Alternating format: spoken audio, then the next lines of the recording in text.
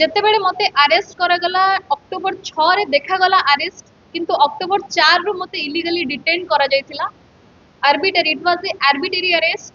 आउ मते बालियांता police station रे रखा जायतिला। मु जानी नथिली समस्त सिविल रे आस्तिले, मु जानी नथिली जे मो माने एमाने किए पुलिस ना इनकम टैक्स रे आछंती ना गुंडा ना कोन, मु टोटली भी जान नथिली। मु जानिली 6 दिन पर मु टोटल जानिली आज्ञा जे मो अगेंस्ट रे कंप्लेनेंट किए, मो अगेंस्ट रे एलिगेशन कोन लागि छि। मु जेल गला पर 4 दिन पर टोटल जानी मैं 2 दिन आर्बिटरी अरेस्ट रो जो डिटेन करी रखिथिले 2 दिन और 4 दिन मो जो जेल रे रही छि। जेल कस्टडी टोटल 6 दिन पर मु जानिली जे मोर कंप्लेनेंट किए आ मो अगेंस्ट रे कोन एलिगेशन लागि छि। Being a law student more fundamental rights को भी बाधा प्राप्त करा जायतिला। तो समय मु एति की भी जानिया पे पाई नथिली कि किए कंप्लेन मो अगेंस्ट रे किए करछि, मते कोन पे ए जगह कोन आही छि।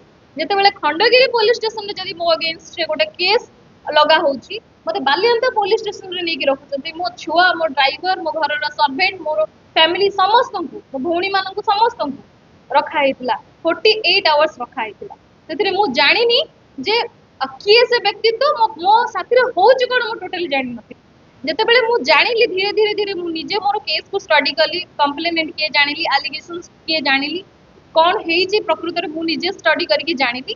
आ एबे आगरु भी दृढ़ प्रमाण थिला, बहुत गुडे प्रमाण को नष्ट कर देइछंती पुलिस डिपार्टमेंट। मो घर रो सीसीटीवी हार्ड डिस्क को नेकी नष्ट करा हेछि, जोडा कि विभिन्न प्रकार इन्वेस्टिगेटिंग एजेंसी आसीथिले तांकू भी दिया जाय नाही। एसएफएसएल रो ना धरा गला state forensic lab so and so, but कोनोसी प्रकार रिपोर्ट नाही आज्ञा।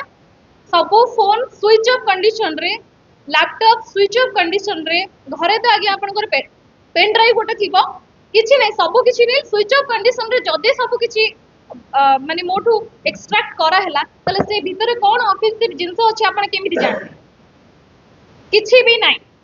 एटा कंप्लीटली किछि बड़ बड़िया विशिष्ट राजनीतिक व्यक्तित्व माने एई जिंस रे इन्वॉल्व हेचंती। मो बैक साइड रे मते छुरी मारिचंती, जोटार नॉलेज मते बहुत दिन पर मु अरेस्ट होला पर बहुत दिन पर जानिबा को पाइली।